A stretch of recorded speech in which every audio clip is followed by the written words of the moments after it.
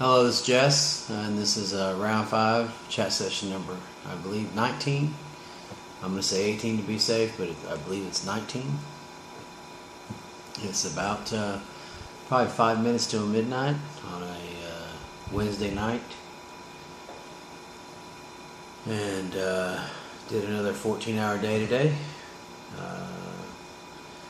Getting that place in sort of some kind of shape down there. The department I'm in now in frames. They've been having issues and being behind and having other departments have to help him, which was me on the other department on the OptiCut, cutting for him almost every night. So I guess I'm permanently moved over there to that department now. And frames, I easily ran 14,000 feet today. And it's given me a little bit of a chance to get ahead.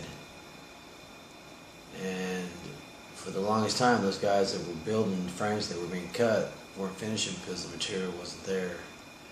Now they're going home at 5 o'clock, 6 o'clock in the evening. And before they were staying till 8 and not getting done. So I feel like I got it headed in the right direction as far as some kind of order in the way things are done there.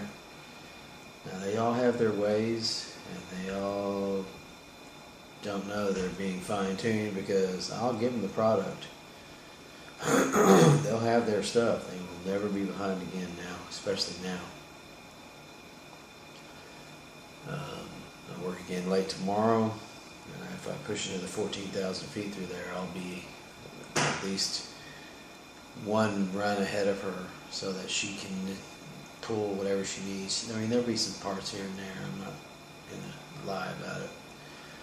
But overall, if I just cut the order that comes in, because I've been beefing it up, trying to build some stock for them, because they're always lacking material. Well, now that's been done. I got the beech and the maple stocked, except for right now I'm evening with maple. I'm made some major breakthroughs today with the maple material, getting it set up. But the beech she can pretty much pull a day in out of there and not have to ask me for any parts, because all the parts will be there. So now I just cut the order as it comes in, and I don't have to add nothing, just cut it. Man, it's going to be so easy because I can run through those orders quick.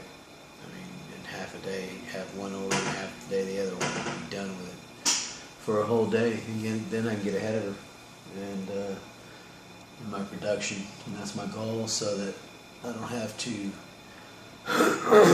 hear somebody saying they need something when I'm in the middle of working, because I've got a system that I have, and I jam. I mean, once I get rolling, I don't want somebody coming and saying, hey, can you give me some 27s or some 31s, and it's not their fault. They need them. But I'm not that kind of worker. I give them the product so that she don't have to ask me nothing, except just get it and give it to them and go on about their business. Now, is it easy doing what I do to get them straight like they are? I don't know. I worked 70 hours last week. It's not impossible because I do it, but is it easy? Probably not. It's pretty rough on me. 14 hours, 1 hour lunch, 15-hour day total. It's standing up all day, and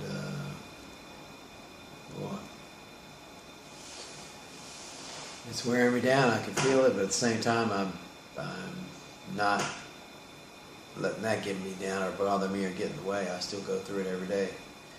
Hardest part for me for any job that I work for somebody else is showing up. Now, when I work for myself, I show up because I know it's for me. But the hardest part for me and working for somebody else is just showing up. Once I'm there, I'm good to go. I'm ready to roll. In most cases. And one thing about me is if I'm on a schedule, it'll be a wild explanation if I ever miss a day, because I don't. Now, I request time off, I do things when I want to, if I can, and that's just the way that is.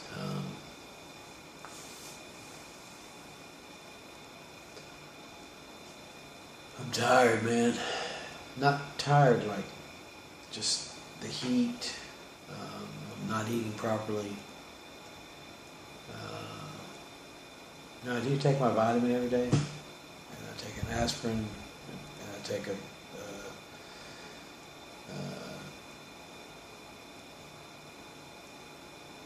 Credroid for my joints and stuff. And I've pretty much been ritualistic with that for at least 4 or 5 years. I've been doing that, taking those things.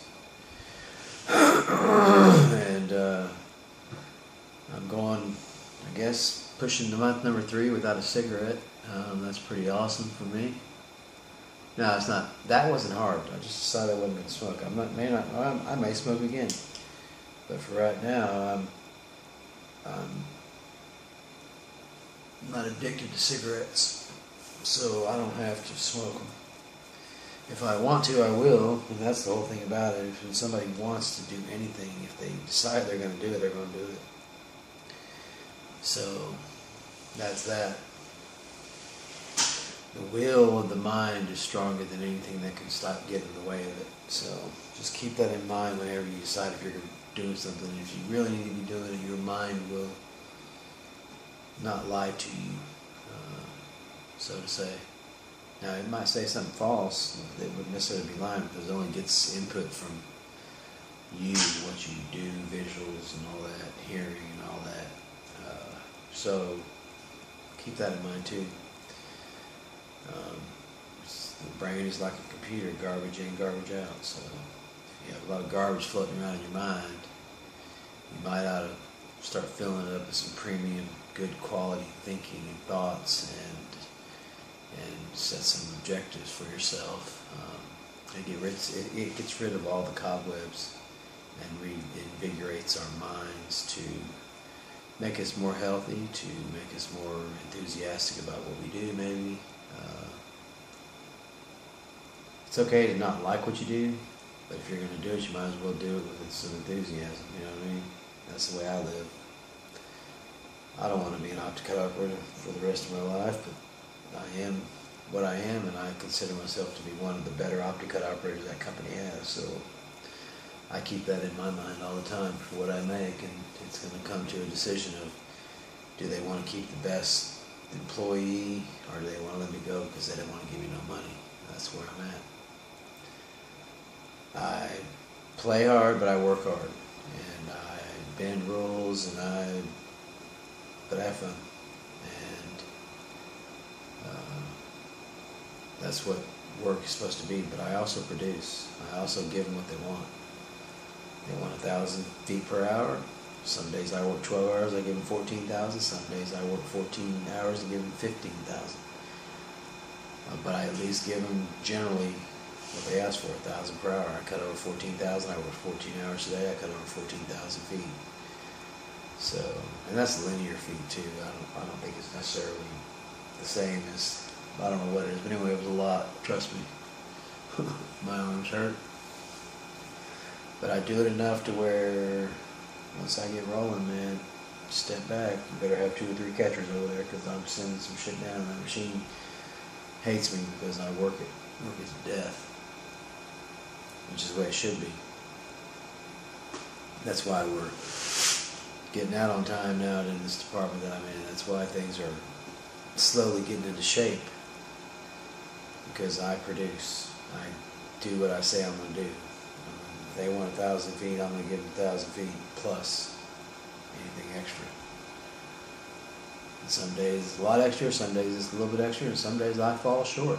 But I make it, like I said, on an average, I give them what they want. I cut extra if I can. Stuff happens and you don't make the quota for the day, blah, blah, blah. But overall, I average way above what they ask for.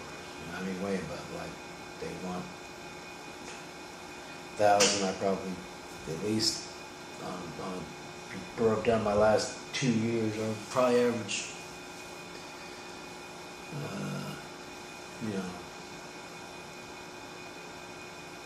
1,100, 1,200 feet an hour overall. Probably 1,200 feet an hour overall from the beginnings of my OptiCut till now. Because I jam. I freaking got that shit going. And I can send some product down the line. So anyway, blah, blah, blah. Enough about that. But that's what I do. I make cabinets.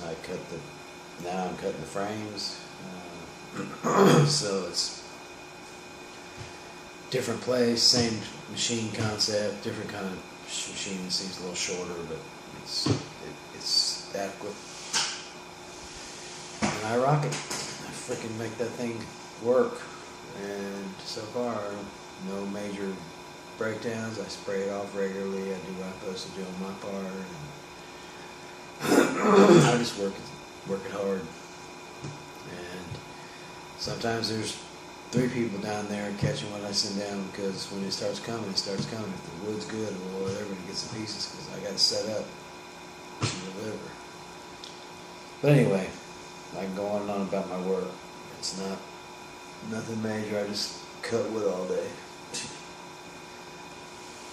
I try to make it as exciting as possible. I get to hear music, and I hear, I hear Led Zeppelin and Gary Moore and Judas Priest and UFO and Yesterday and Today and Montrose and Beethoven and shit, some kind of Italian opera. I don't even know who it was. And I'm hearing rap, and then I'm hearing blues, B.B. King and